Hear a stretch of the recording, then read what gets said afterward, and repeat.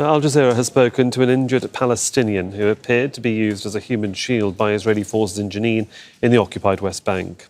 Mujahed Abadi was strapped to the front of an Israeli military vehicle on Saturday, which drove past several ambulances. He says Israeli forces continued to beat him while he was injured. The Israeli soldiers were laughing and mocking me while beating me to death. 2 Israeli soldiers grabbed my hands and 2 others my feet, then started swinging me left and right. I fell to the ground twice, and on the 3rd attempt, they shoved me over the hood. It was extremely hot that my back was burnt. They drove me back and forth for 20 minutes. I had hoped to be dead before the Israeli soldiers arrived.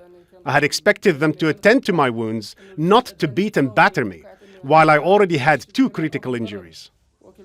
Well, Nida, Ibrahim is in Ramallah in the occupied West Bank with the very latest. I mean, what else has Mujahed Abadi and his family been telling you?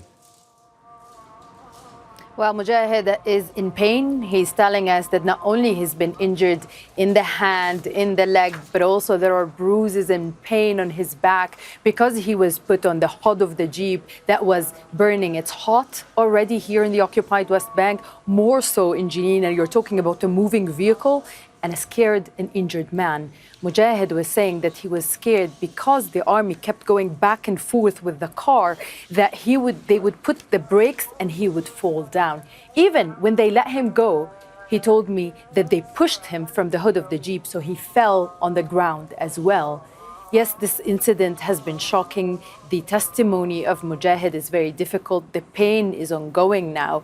But let's not forget that this is not the only incident where we've seen the Israeli soldiers using Palestinians as human shields. And Mujahed was injured. He was already saying that they didn't know his name when they took him on the Jeep. While he was on the hood of the Jeep, they asked for his name. They went and interrogated him. They also did a ground check, and they told him that he's free to go. So this gives you an idea that people who could just be going about their daily lives would be meeting the Israeli army and would be really suffering. Now he's, in the hospital. No one knows when he's going to be heading back home. But talk about the injury, the pain, the fact that there's no accountability when it comes to the Israeli army. And yes, we've heard a statement from the Israeli army, but let's remember that those statements often come out when there's a very difficult video